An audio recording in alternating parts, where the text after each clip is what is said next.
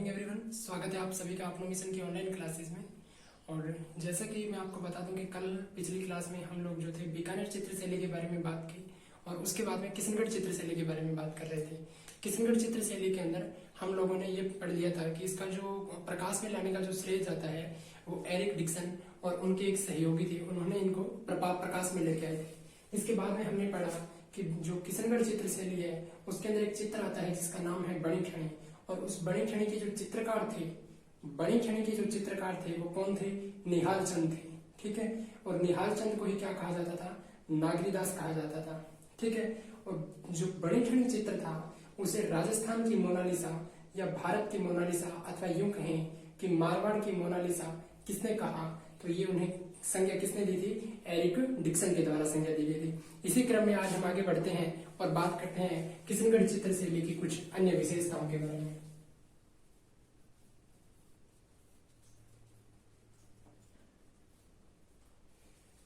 ठीक है, किशनगढ़ चित्र शैली से संबंधित कुछ सामान्य जानकारियां मैं कल आपसे साझा कर चुका हूं। उसी क्रम में किशनगढ़ चित्र शैली की विशेषताओं के बारे में हम बात करते हैं। ठीक है, किशनगढ़ चित्र शैली की प्रमुख विशेषताएं क्या क्या है वो आप देखेंगे। यहां पर पारदर्शी वस्त्रों का चित्रांकन किया गया है। पारदर्शी वस्त्रों का चित्रांकन, यानी जो बड़ी ठणी का चित्र बनाया गया है, जो बड़ी ठणी का जो चित्रांकन किया गया है उसमें बड़ी ठणी के जो वस्त्रों का चित्रांकन किया गया है वो किस तरीके से वस्त्र दिखाए गए हैं? पारदर्शी वस्त्रों को दिखाया गया है। कैसे वस्त्रों को दिखाए गए? पारदर्शी वस्त्रों को दिखाए गए। इसी क्रम में आगे हम बात करें कि जो नायिका थी यानी बड़ी ठणी थी उसका तीखा नाक का चित्रांकन किया गया है। कैसा नाक दर्शाया गया है? तीखा नाक दर्शाया गया है। ठीक है, नाक की बात हो गई तो चेहरे पे हम आंख की बात करते हैं, तो आंख का जो चित्रांकन किया गया था वो खंजर के समान किया गया। खंजर कहें या हम यूं कहें कि तीर के समान। किसके समान? तीर के समान। ठीक है, यानी बड़ी ठणी चित्र से जो चित्र था या किशनगढ़ चित्र शैली में जो प्रमुख विशेषताएं आती है वो ये है कि यहाँ पर बड़ी ठणी के पारदर्शी वस्त्रों का चित्रांकन किया गया है, नायिका का तीखा नाक और यूं कहें कि खंजर के समान आंखों का चित्रांकन किया गया है। कौन सी चित्र शैली में? किशनगढ़ चित्र शैली की बात करते हैं। इसी क्रम में हम आगे बढ़े और देखें कि इसके अंदर एक बेसरी आभूषण का चित्रांकन किया गया। कौन से आभूषण का? बेसरी आभूषण का। और बेसरी आभूषण होता क्या है आप ध्यान देखना।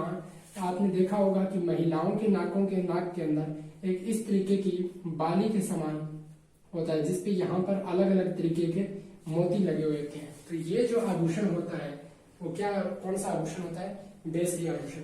यानी बड़ी ठणी के चित्र में कौन से आभूषण को दिखाया गया है? बेसरी आभूषण को दर्शाया गया है। ठीक है, चलिए इसके साथ ही हम बात करें कि जो हाथ है उस हाथ के अंदर हाथ में कमल के फूल को दर्शाया गया है। हाथ में कमल के फूल का चित्रांकन किया गया है। ठीक है, हाथ में कमल का फूल दर्शाया गया है। कौन सी चित्र शैली की बात कर रहे हैं हम? किशनगढ़ चित्र शैली की। कौन सी चित्र शैली की? किशनगढ़ चित्र शैली की। कौन से स्कूल में? मारवाड़ स्कूल में। ठीक है, तो कैसे हाथ में कमल के फूलों का चित्रांकन किया गया है। साथ ही आप ध्यान देंगे कि इसमें नौका विहार का चित्रांकन किया गया है। नौका विहार का मतलब क्या? ध्यान देना, नौका यानी नाव। अब इसी के अंदर आपको समझ में आ जाना चाहिए नौका यानी नाव का भी चित्रांकन किया गया है। और नाव है तो नाविक का भी चित्रांकन होगा, और नाव और नाविक दोनों अगर है तो किसी झील का भी चित्रांकन इसके अंदर किया होगा। और झीलों के अंदर पक्षी पाए जाते हैं यानी बतख का भी चित्रांकन इसमें हमें देखने को मिलता है। ठीक है, तो नौका विहार से आप ध्यान रखेंगे कि नाव का चित्रांकन, नाविक का चित्रांकन, बतख का चित्रांकन, झील का चित्रांकन कौन सी चित्र शैली में किया गया है? किशनगढ़ चित्र शैली में किया गया है। बाकी विशेषताएं आपने यहां तक देख ली होगी। एक बार आप स्क्रीनशॉट रखें तो ले सकते हैं इसका।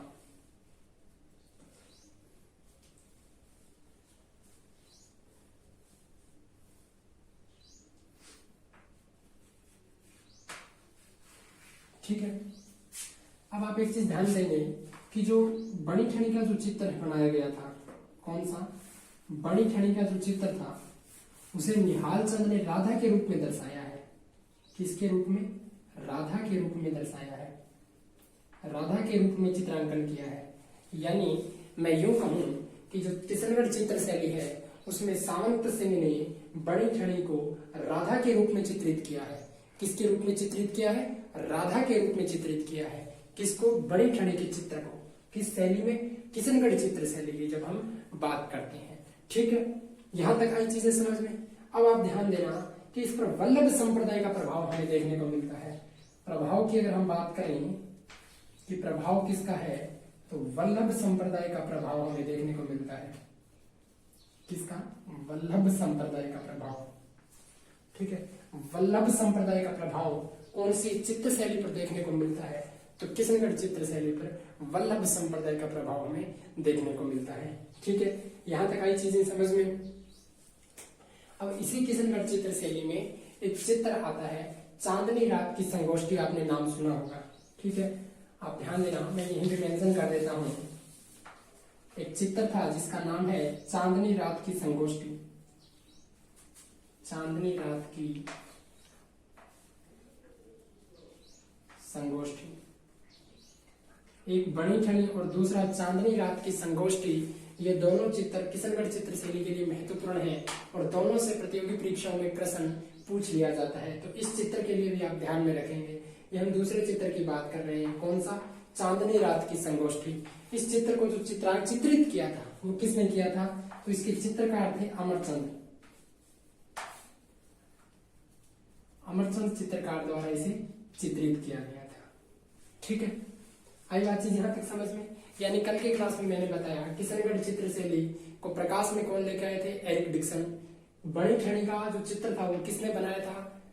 सावंत सिंह, या हम यूं कहें नागरीदास ने बनाया। और इसे ही भारत की मोनालिसा कहा। किसने? एरिक डिक्सन ने कहा था। ठीक है, और इसी पर, किस पर? बड़ी छड़ी के चित्र पर। ये हम बड़ी छड़ी की विशेषताओं की बात कर रहे थे। यानी बड़ी छड़ी के चित्र तो था, इस बड़ी छड़ी के चित्र पर 1973 के अंदर एक डाक टिकट भी जारी हो चुका है। ये मैंने कल की क्लास में आपको बता दिया था। ठीक है, चलिए, तो किशनगढ़ चित्र शैली हमारी हो चुकी है। अब आप ध्यान देंगे कि मैंने आपको मारवाड़ स्कूल के अंदर जोधपुर चित्र शैली के बारे में पढ़ा दिया है, किशनगढ़ चित्र शैली के बारे में बता दिया, और इसी के साथ में हम एक बीकानेर चित्र शैली के बारे में कल बात कर चुके थे। इन तीन शैलियों का हम विस्तार से पढ़ चुके हैं मारवाड़ स्कूल के अंदर। अब मारवाड़ स्कूल के अंदर जो पीछे जैसलमेर शैली है, अजमेर शैली है, नागौर शैली है, ठीक है, जो ये चित्र शैलियां हैं, ठीक है, इन चित्र शैलियों को आपको ज्यादा यहाँ पर इसमें गहराई में जाने की आवश्यकता नहीं है। अजमेर चित्र शैली की जो चित्रकार हैं, जो मैं आपको पूर्व में बता चुका हूँ, चांद और साहिबा महिला चित्रकार थी और चांद तो जो थे वो पुरुष चित्रकार थे। कौन से चित्र शैली के? अजमेर चित्र शैली के। तो इसके सिर्फ आपको चित्रकार नाम ध्यान में रखने थे। नागौर और जो ये जैसलमेर चित्र शैली है, इसके चित्रकारों के नाम भी या इनसे प्रश्न आपसे नहीं पूछे जाते थे। ठीक है, तो चलिए आगे बात करते हैं। एक बार स्क्रीनशॉट लेना चाहिए तो आप ले सकते हैं।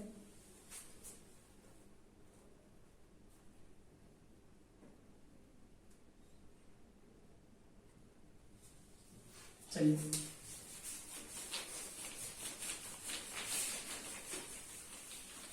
अब तक हम मेवाड़ स्कूल, ढूढ़ाड़ स्कूल और मारवाड़ स्कूल, तीनों स्कूलों के बारे में विस्तार से बात कर चुके हैं और इसी क्रम में हम आज चौथा और अंतिम स्कूल शुरुआत करने जा रहे हैं, जिसका नाम है ढूढ़ाड़ स्कूल।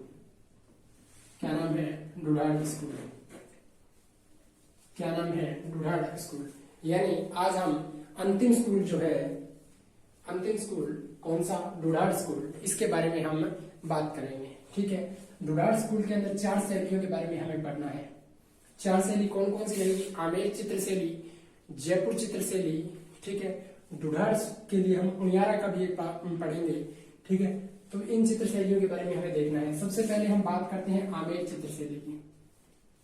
आमेर शैली की कौन सी शैली की? आमेर शैली की। ठीक है, आमेर शैली के सबसे पहले मैं चित्रकारों के नाम बता देता हूँ। अब तक हम 3 स्कूलों के बारे में पढ़ चुके हैं। तीनों स्कूलों में मैंने आपको शुरुआती दौर में ही सबसे पहले पूरी की पूरी जो स्कूल थे उनके चित्रकारों के नाम आपको बता दिए थे। यहाँ पर हम जो 4 चित्र शैलियां हैं उन चारों चित्र शैलियों के 7वें कलाकारों का नाम देखेंगे। ठीक है, तो आप ध्यान रखना, आमेर चित्र शैली में क्या नाम दिया हुआ है शुरुआत में? आम। आम क्या आता है? खाने के काम। सूंघने के काम क्या आता है? पुष्प। बजाने के काम क्या आती है? मुरली। पीने के काम क्या आता है? हुक्का। 3 चीजें आई समझ में? ठीक है,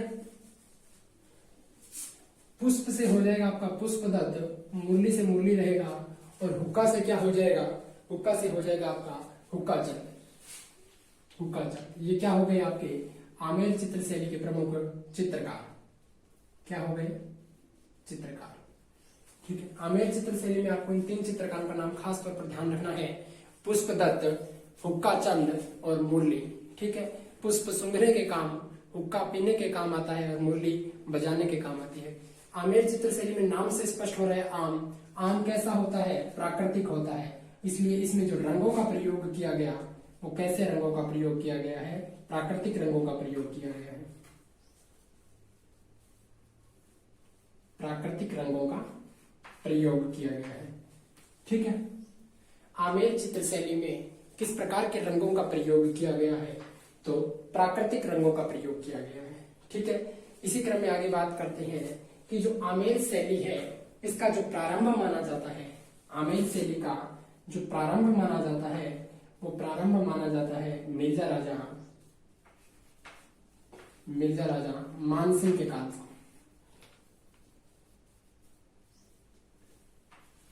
आमेर चित्र शैली का प्रारंभ किसके शासन काल को माना जाता है? तो मिर्जा राजा मानसिंह के शासन काल को माना जाता है।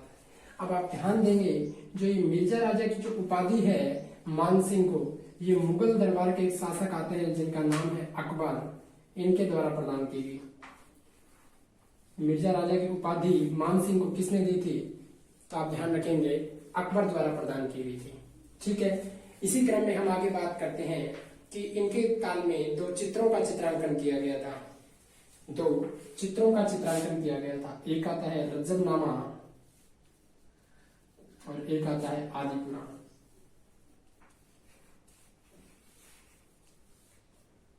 रज्जबनामा और आदि पुराण। और जो ये आदि पुराण जो चित्र है, चित्रांकन किया गया था, इसके जो चित्रकार थे उसका नाम क्या था?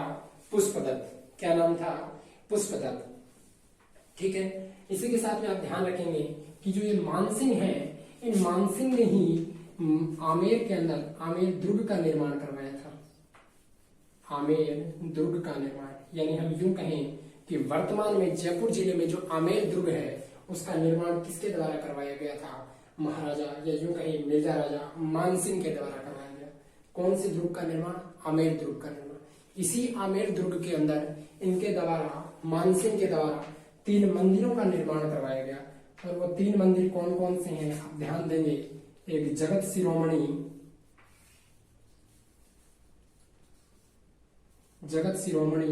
और दूसरा आप ध्यान देंगे शीला माता का मंदिर। आपने सुना होगा, कौन सा मंदिर? शीला माता का मंदिर। ठीक है,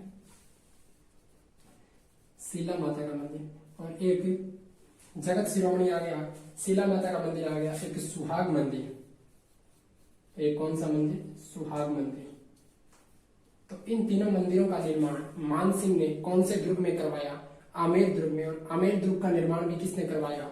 महाराजा मानसिंह ने करवाया था। ठीक है, और मानसिंह के समय कौन सी चित्र शैली का प्रभाव हमें आमेर चित्र शैली पर देखने को मिलता है?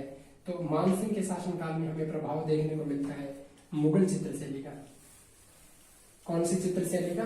मुगल चित्र शैली का हमें प्रभाव देखने को मिलता है। ठीक है, चलिए इससे आगे बात करें।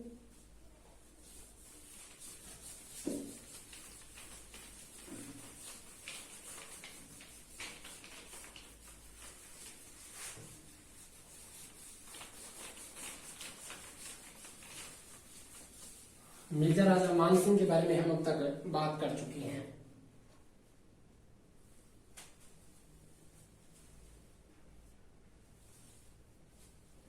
चलिए आगे बात करते हैं। आपने नाम सुना होगा भित्ति चित्रण। कौन सा?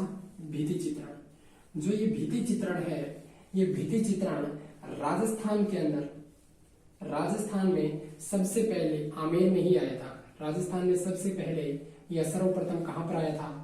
आमेर में आई थी। कौन सी चित्रण कला? भित्ति चित्रण कला। और किसके शासनकाल में आई थी?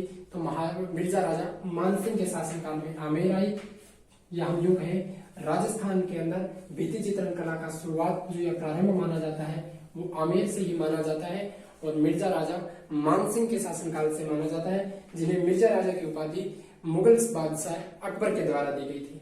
ठीक है, आई चीज यहां तक ध्यान में। एक चीज और आप एडिशनल रूप से ध्यान रखेंगे कि आमेर शैली में जो मुरली चित्रकार थे, आमेर शैली में जो मैंने आपको मुरली चित्रकार बताया था, कौन सा चित्रकार?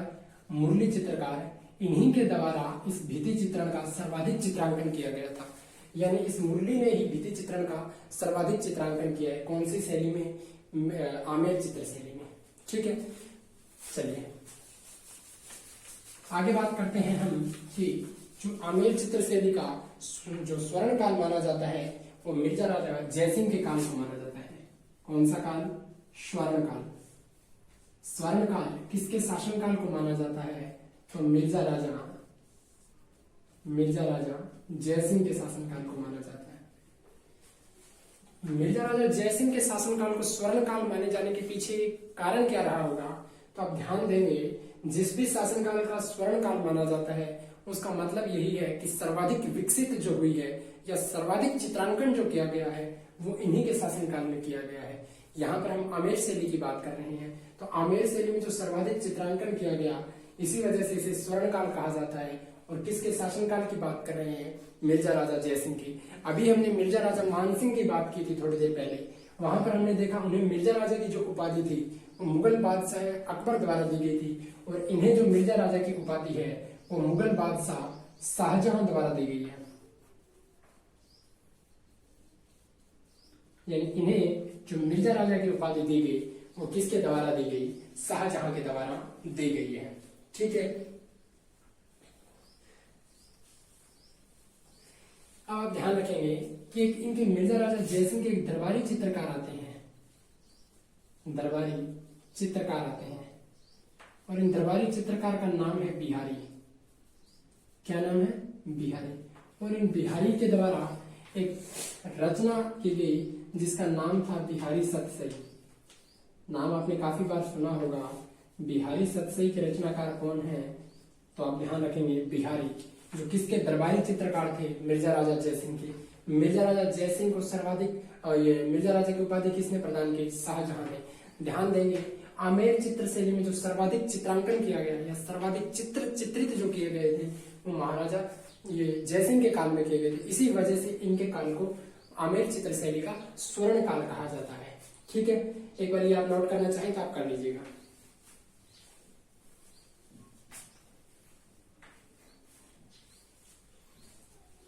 इसी के साथ में आप जयसिंह के लिए आप एक चीज और एडिशनल रूप से ध्यान रखेंगे, ठीक है, कि जयपुर जिले के अंदर, कहां पर? जयपुर जिले में एक इंगल पहाड़ी आती है, ईगल पहाड़ी कहते हैं इसे। कौन सी पहाड़ी?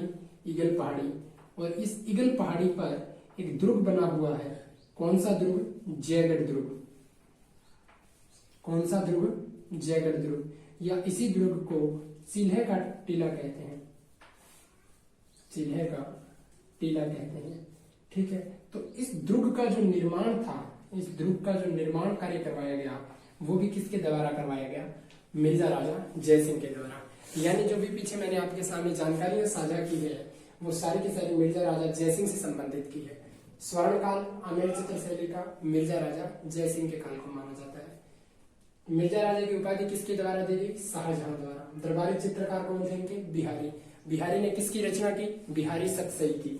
इसके बाद में हमने पढ़ा कि ईगल पहाड़ी पर, जयपुर में ईगल पहाड़ी पर जयगढ़ दुर्ग का निर्माण भी मिर्जा राजा जयसिंह के द्वारा करवाया गया है। ठीक है, यहां तक आई चीज समझ में? यहां तक किसी तरीके की कोई दिक्कत नहीं होगी आपको मेरे ख्याल से। चलिए अब हम आगे बात करते हैं।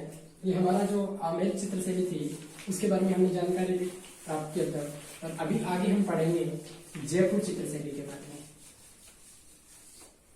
कौन सी चित्र शैली के बारे में? जयपुर चित्र शैली के बारे में। जयपुर चित्र शैली की बात करते हैं तो सबसे पहले हमें चित्रकारों के नाम ध्यान रखने हैं। किसके नाम ध्यान रखने हैं? चित्रकारों के नाम। जो भी शैली हम पढ़ते हुए चलेंगे उनमें सबसे पहले हम चित्रकारों के नाम देखेंगे। या तो स्कूल में शुरुआती दौर में देखे थे, या हम यहाँ पर प्रत्येक शैली को जब ले रहे हैं तब यहाँ पर हम देखेंगे। तो एक नाम आता है यहाँ पर साहिबराम, और साहिबराम के साथ में ही आपको नाम मिलेगा एक शालिग्राम।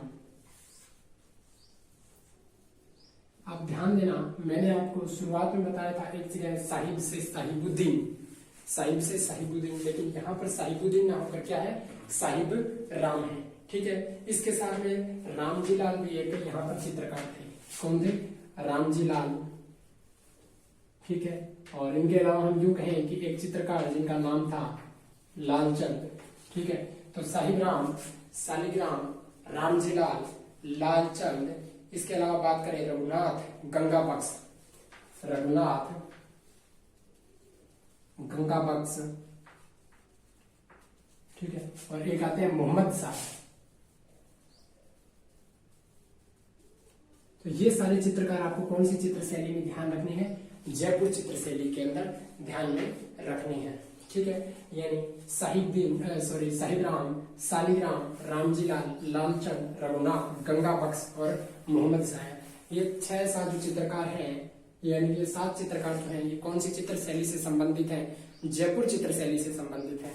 ठीक है, इन कलाकारों के, जब चित्रकारों के जब आप नाम ध्यान रखेंगे तो जयपुर शैली में जो भी आपसे प्रश्न पूछा जाएगा, यानी इसमें कम से कम 2 कलाकारों के नाम आपको दिए हुए मिलेंगे, तो आप आसानी से उसकी पहचान कर सकते हैं। ठीक है, तो जो मुख्य हैं जो आपके प्रतियोगी परीक्षा में पूछे ही जाते हैं, मैं आपको वही चीजें आपके साथ साझा कर रहा हूं ताकि इनके माध्यम से आप अपने प्रश्न को हल कर सकें। ठीक है, इसके बाद में हम बात करते हैं कि जयपुर जो शैली है इसका प्रारंभ किसके काल में माना जाता है? प्रारंभ किसके काल में माना जाता है? तो एक शासक आते हैं जिनका नाम है सवाई जयसिंह। थोड़ी देर पहले हमने बात की थी जयसिंह की, वो मिर्जा राजा जयसिंह थे, और यहाँ पर हम बात कर रहे हैं किसकी? सवाई जयसिंह की। इन्हीं सवाई जयसिंह के द्वारा जयपुर में, इन्हीं सवाई जयसिंह के द्वारा जयपुर में 1799 ईस्वी में, कब? 1799 ईस्वी में हवा महल का निर्माण करवाया गया। यानी यूं कहें कि सवाई जयसिंह द्वारा जयपुर में 1799 ईस्वी में हवा महल का निर्माण करवाया गया। इस हवा महल ये प्रसिद्ध क्यों है? इसके अंदर 953 खिड़कियां बनी हुई है। यहां से भी कई बार आपसे प्रश्न पूछ लिया जाता है, ध्यान रखेंगे कि कितनी खिड़कियां हैं।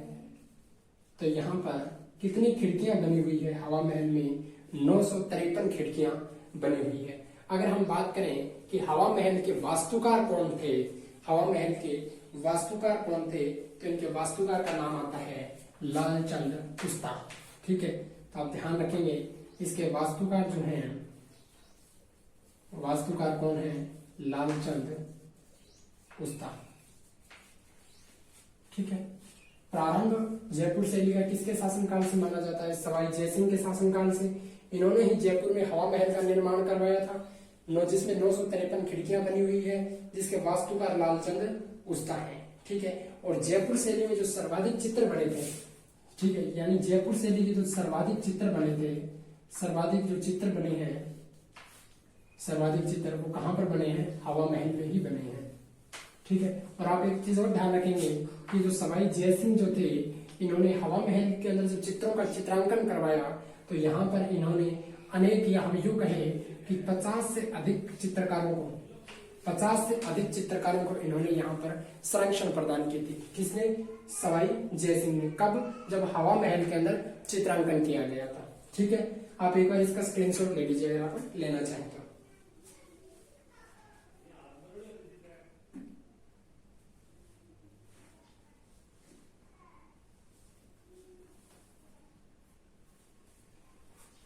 चलिए, तो सवाई जयसिंह से संबंधित एक जानकारी और है, वो आप ध्यान रखेंगे, मैं स्टार लगा के लिख देता हूँ, जो बेहद ही महत्वपूर्ण है कि इनके दरबार में, सवाई जयसिंह के दरबार में 22 विद्वान रहते थे।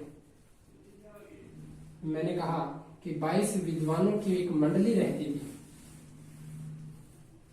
ठीक है, यानी सवाई जयसिंह के दरबार में 22 विद्वानों की एक मंडली रहती थी, और इस 22 विद्वानों की ही मंडली को गंधर्व बाईसी कहा जाता था। क्या कहा जाता था? गंधर्व बाईसी। इसी को क्या कहा जाता था? गंधर्व बाईसी। यानी जो महाराज सवाई जयसिंह है, इनके दरबार में जो 22 विद्वानों की जो मंडली रहती थी, उसे किस नाम से जाना जाता था? गंधर्व बाईसी के नाम से जाना जाता था। ठीक है, आई चीज समझ में? तो चलिए आज के लिए केवल इतना ही करेंगे, बाकी कल की क्लास में हम डिस्कस करेंगे। तब तक के लिए आप जो भी मैंने पीछे की क्लास में आपको करवाया है, मेवाड़ स्कूल से लेकर आज ढूढ़ार स्कूल में जो हमें आमेर शैली या जयपुर शैली के बारे में जितनी बात की है, उतने को आप कल अच्छे से रिवीजन करके आएंगे।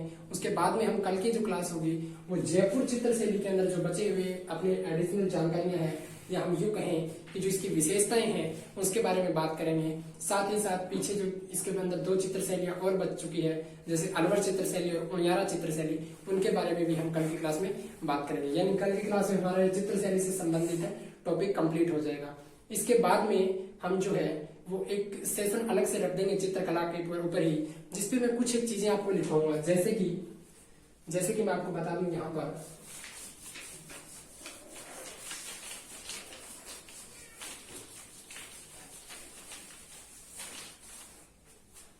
जैसे कि आपको मैं यहाँ पर शैलियों के नाम लिखवाकर जो मुख्य मुख्य शैलियां होंगी उनमें किस किन रंगों का प्रयोग किया गया है, और इसके अंदर निम्न में से कौन कौन से चित्र प्रसिद्ध रहे हैं किस किस शैली के अंदर, या हम यूं कहें कि किस किस शैली के अंदर इनके साथ में ही कोई और विशेषताएं क्या रही है। तो जो जो प्रसिद्ध चीजें हैं, प्रमुख चीजें हैं, जिनसे प्रतियोगी परीक्षाओं में प्रश्न पूछा ही जाता है, तो आप यहाँ से उनका आपका एक एनालिस मिल जाएगा। ये चीजें मैं आपको करवा तो चुका हूँ पहले से ही, लेकिन इनको एक मैप के जरिए से आपको करवा दूंगा, जिससे आपको समझने में समस्या नहीं होगी। ठीक है, तो आज के लिए इतना ही। जो भी मैं यहाँ पर करवा रहा हूँ वो आपको as it is PDF format के अंदर मेरे टेलीग्राम चैनल पर आपको मिल जाएगा। टेलीग्राम चैनल का लिंक मैं वीडियो में डाल दूंगा, वहां से आप इसको डाउनलोड भी कर सकते हैं। तो कल फिर मिलते हैं, तब तक के लिए धन्यवाद साथियों।